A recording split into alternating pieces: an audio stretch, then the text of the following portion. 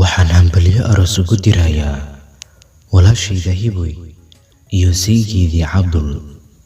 waxaan idin hadiyeynayaa oraahyo xiskiina iyo maankiinaba u roon ee iga hooda.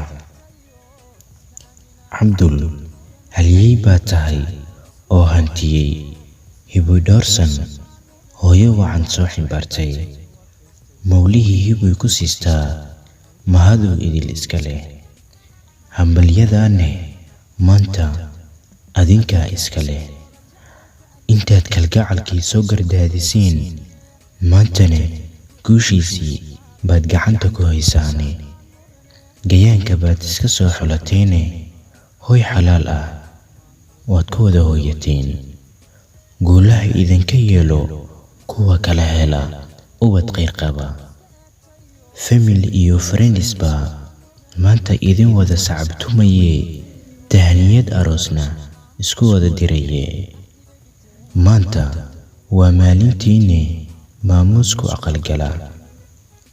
halyeeyadii Hiboy la dhashaa goobtii wada buuxshay. Cabdulaan ka marneeno goobtii wada qariyey. Hiboy, adi iyo saygaadii Cabdul waxaan idin leeyahay hooy xalaal ah baa idin hirgalay. annagane waan idinku hambalyeynayaa. waad isku habboontihiine mar kale hambalyaan idin leeyahay. laba aramida imtixaanka jacayl u adkaystaba ammaan mudane. abaabulka guurka nolol istareex leh labay u ahaata ammaan mudane. laba ubadkooda ku abaabsho oo islaamnimo baray ammaan mudana.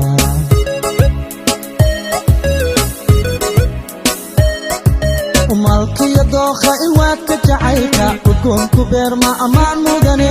laba ka ilaalsha nacabka ilbeey dhaqanku aroorsha ammaan mudane.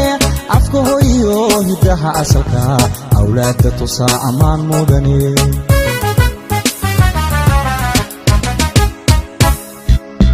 laba aramida imtixaanka jacayl u adkaystaba ammaan mudane. abaabulka guurka nolol istareex leh labay u ahaata ammaan mudane. laba ubadkooda ku abaabsho oo islaamnimo baray ammaan mudana.